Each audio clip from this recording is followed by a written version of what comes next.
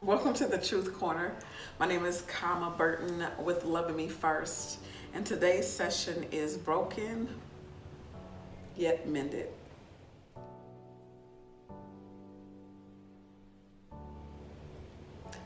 As I've shared with you all my story of abuse, it literally broke me. I was always a confident person growing up, and I never thought I was unattractive or that something was wrong with me internally. But when you have someone in your life that treats you a certain way, it can break you. If you ever heard this term or these words, sticks and stones may break my bones, but words will never hurt me. I find that a lie, because to be honest with you, I would have taken him hitting me more than I would the verbal abuse that I dealt with. Not that I wanted to be hit, I became numb to it, but his words are what broke me.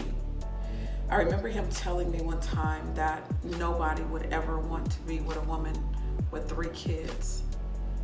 That broke me. It played a huge part in my life after we broke up, because I recall dating somebody or talking to somebody. I won't say we dated, but talking to someone, and come to find out some people told him not to talk to me because I had 3 children. And that hurt.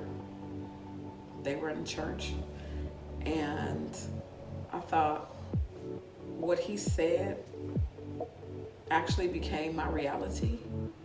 Is this what I have to deal with for the rest of my life? Worrying about if somebody wants to be with me or talk to me because, and maybe they don't because I have 3 children. When I see people all around me that have more children than me and they end up with a blended family and things are happy, then I started doubting myself, and I started saying, you know what, Kama? Yeah, so maybe that is your story. This is why guys aren't talking to you. And I'm not gonna say guys don't talk to me. It's just always the guys that I don't want. So I'm like, where is he? Where is he? Is it that are my children the reason?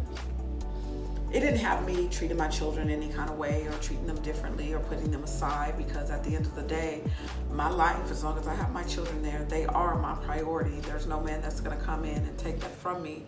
But it was his words that broke me. It was his words that held me back from a lot. He told me that I was not going to be successful in my real estate career. But in my brokenness, as I was going through, I started to see so much of God's hand in me. Last year, I started looking back at some of my accomplishments while I was in this marriage, going through one of the hardest times of my life. I went and got my manicurist license. I became a notary public. I became a realtor.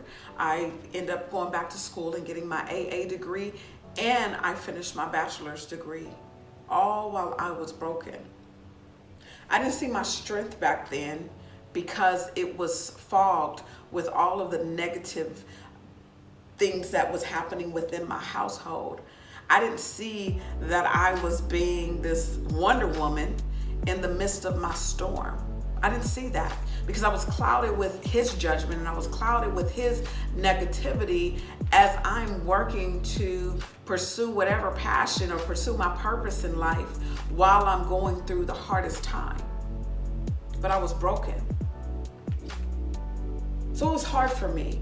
I started seeing myself as this person with nothing going for herself. But again, looking back at everything I've accomplished, I had everything going for myself. When I got my real estate license, he said, well, you only got your real estate license because I talked to you about getting into real estate. Nobody's ever going to use you because you're black, you're young, and you're a woman. That hurt me, but it didn't stop me. When I began to go to school, he started school first. And I thought, well, you know what? Why not go back to school? We can do this together.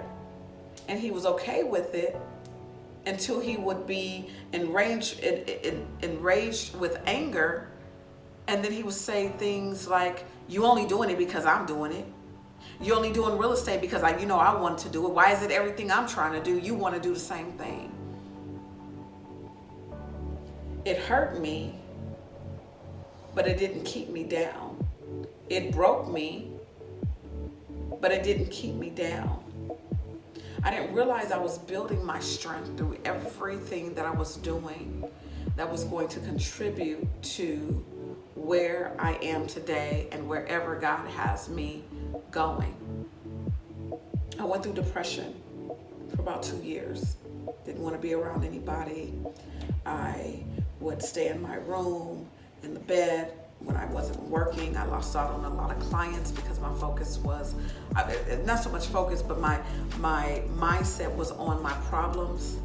I felt like I wasn't the greatest mother. I didn't beat my kids or do anything that was outlandish, but I wouldn't spend time with my kids because I was embarrassed that as their mom, I allowed myself to go through all of this.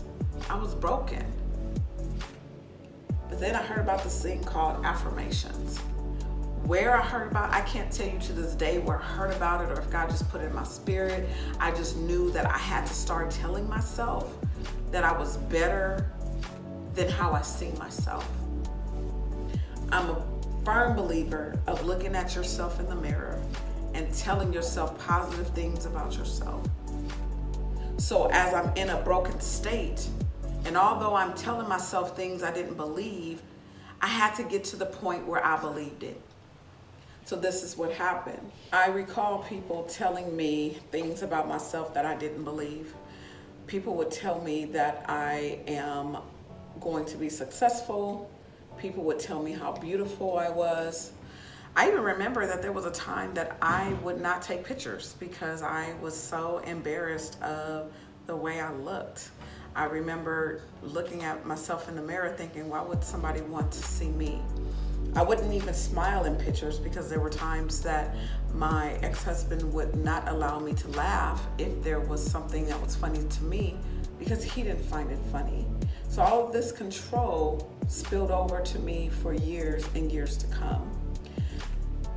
But again, I started looking in the mirror because I believe that you have to do self-talk. If you don't believe it, then what good is it? And if everybody is seeing something in you that you're not seeing in yourself, then you need to start looking at the girl in the mirror. So in Loving Me First, I have these mirrors, and I have the mirrors because I want people to understand that their truth starts within. I began to get up in the morning, look at myself in the mirror, and I would smile at myself just to start. As I would get out the shower, I would look at myself in my full glory, and I would tell myself that I was beautiful just the way that I was. I didn't have to change who I was for anybody else. I began to tell myself that I love myself. This was not an easy task. I don't know how many of you have looked in the mirror and looked another way because you weren't comfortable with what you've seen.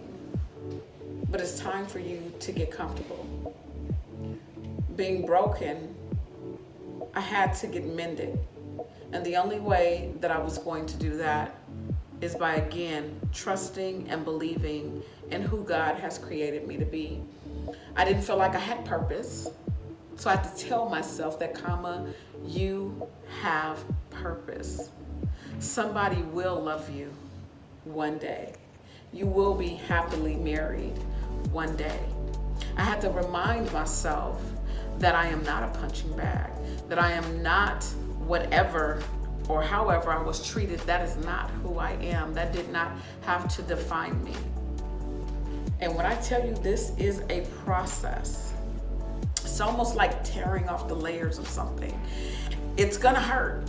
You're going to cry, and there's gonna be days you won't believe it. But keep saying it. Keep saying it over and over and over again. Keep telling yourself, yes, I am beautiful. Yes, I do love myself. Yes, somebody loves me. And you talk it in the present tense. You don't say, I am going to be loved. You say, I am loved. Because when you begin to talk that way, you began to believe it. And that's what I did. And that's my truth.